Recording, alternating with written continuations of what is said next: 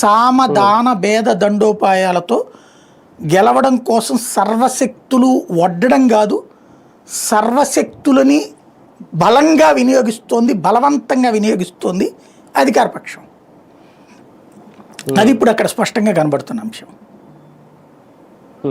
ఇందులో భాగంగానే వివేకానంద రెడ్డి గారి హత్య కోసం కూడా మరొక అస్త్రంగా వాడుకునే ప్రయత్నం ఏమైనా జరుగుతుందా? సునీత గారు చేస్తున్న వ్యాఖ్యలు అంటే అట్లాంటి సెంటిమెంట్లు సహజంగా క్రిందటిసారి కూడా మొన్న కూడా వాడారు కదా మన వీటిట్లో.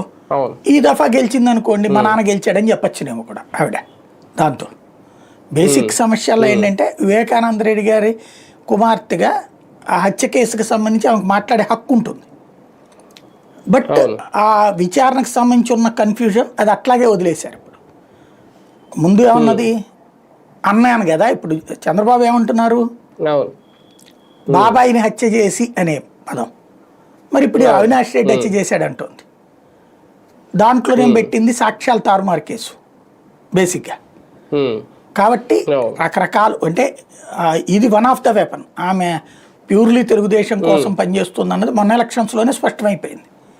ఓ సెంటిమెంట్ కూడా రేకెత్తుతుంది. మొన్న చేయలేదు గయ్యా మీరు, ఎంపీ ఎలక్షన్లో షర్మిలు గెలిపించమంటే అవ్వలేదు కదా, జగన్ ఓడించమంటే అవ్వలేదు కదా, ఈ దఫానన్నా కొంచెం చేసి పెట్టండి జడ్పీనన్నా అని అడిగే పద్ధతి అనమాట అది.